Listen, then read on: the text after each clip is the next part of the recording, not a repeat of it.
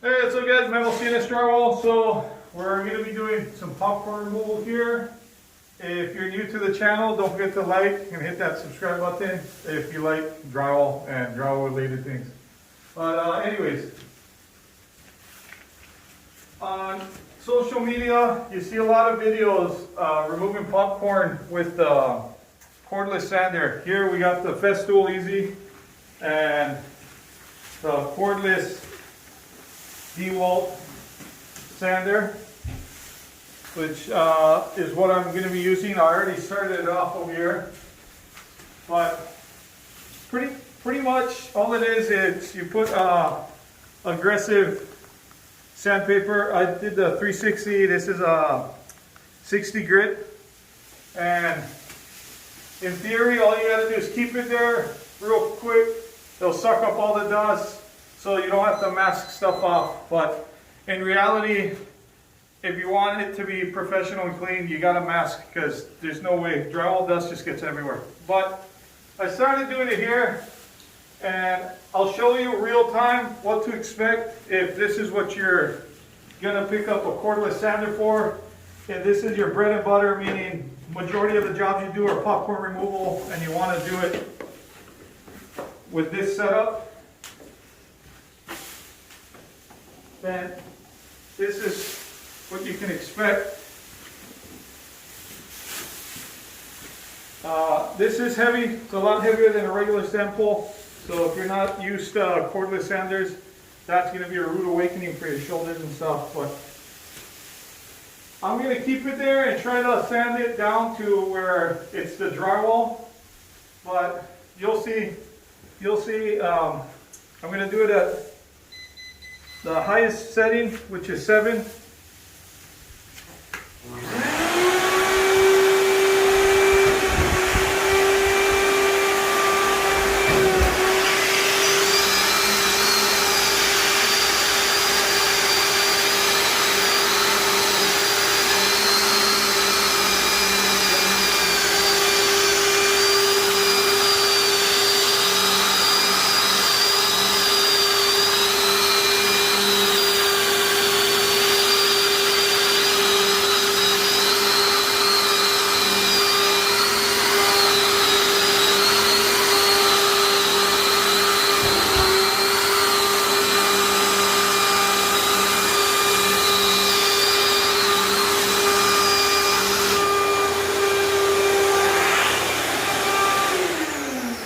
So you can see there's still some dust, but it is a workout. You have to keep it there. So what a lot of guys do is they'll use an older version of the Festool with the harness. That way you just kind of rest it on your body and you don't have to burn out your shoulder. I personally do not use any of our sanders. I was going to shoot a comparison video, but in the efforts of saving time, since we have to do the entire house, I'm going to show you what we do. A lot of the times, you try to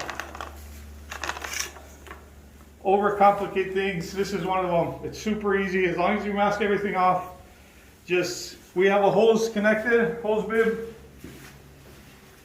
So it's already outside, everything's nice and clean, masked off. What I forgot to mention is test the popcorn for asbestos. Currently, it's super easy to get tested. If you don't have anything locally or it's too expensive, all you got to do is, I'll put the link on the description of the video, but you could get test kits off of Amazon for 30 bucks. Send in a sample, within a week, they'll give you the results. So there's no excuse not to test this, to be safe, protect yourself and your workers.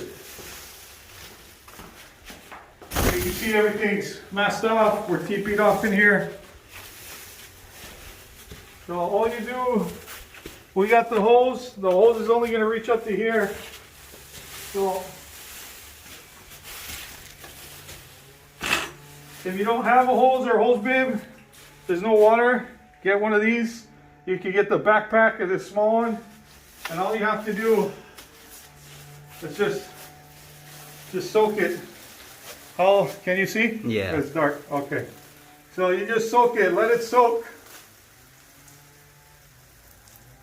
Don't worry about the drywall getting water damage or mold or anything, nothing's gonna happen. All that happens is it gets a little wet, but as long as you air it out prior to coating it with the sealant, you're 100% okay. You don't have to worry about mold. Anyways, you just add a bit of water. You get a painting pole, masking tape, and a 10-inch or an 8-inch knife. Preferably an extension one, especially if you have ceiling height changes like we do in this project. But super easy, all you do is at an angle, and it just comes right off. It's a lot easier on the shoulders, a little bit more messy than the cordless sander, but masking off didn't take us that long, and overall it's just for me this makes more sense than buying if you're thinking of buying it just for this, I wouldn't. The cordless sanders are good for patches or finish sanding, but not to take popcorn. Again, that's just my opinion, but that's super easy. One thing we do though to help minimize the tracking of all this popcorn is we double layer the bottom. So what you see here is two plastic underneath and a plastic on top that we can roll up and throw away. That way we're not just stepping on all this craziness.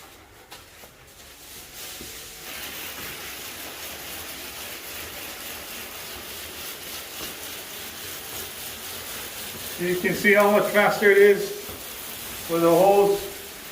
You just got to keep moving. Another thing we do is we turn off all the power to any of the electrical outlets that may be on the ceiling. That way we don't run into any problems as far as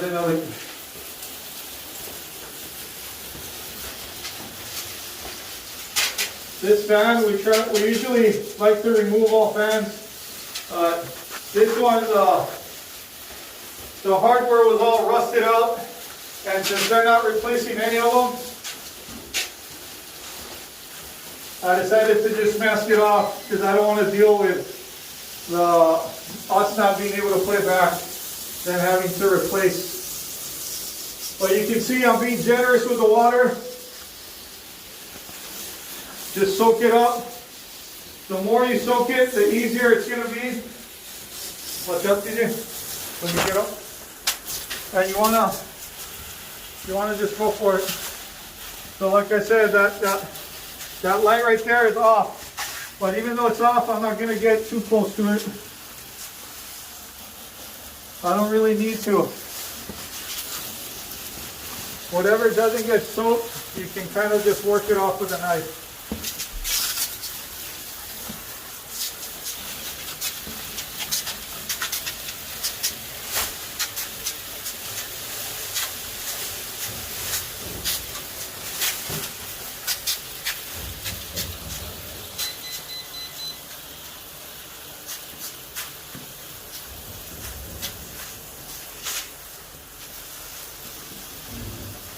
Does it seals it up.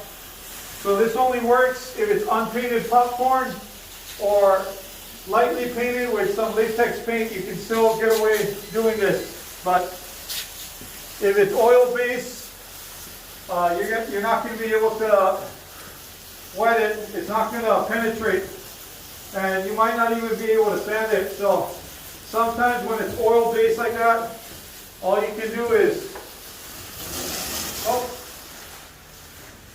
turn it off.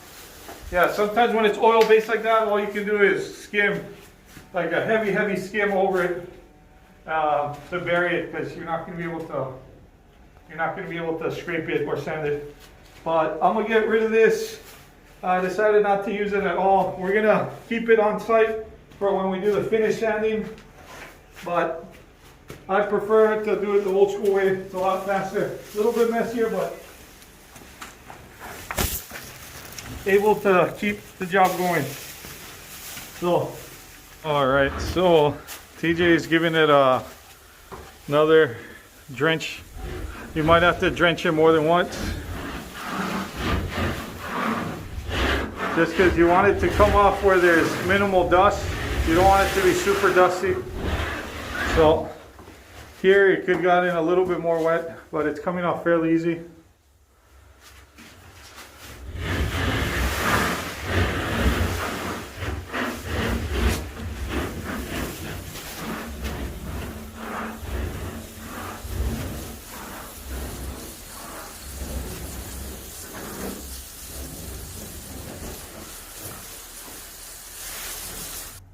So we're about to take lunch, but I have to show you this view.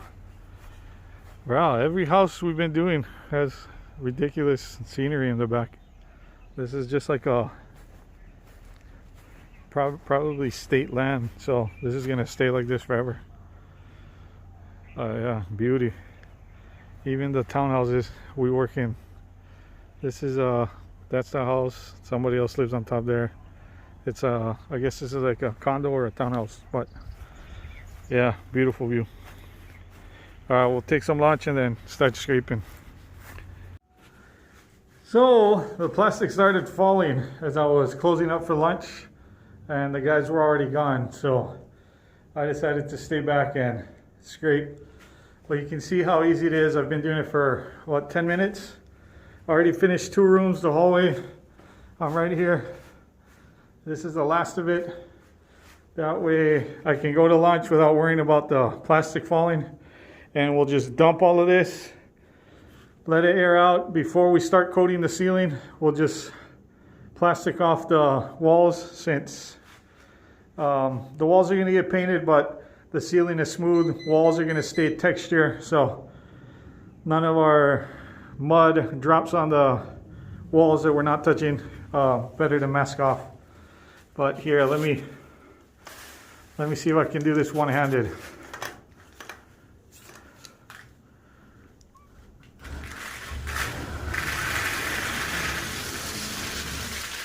Yep, so that easy.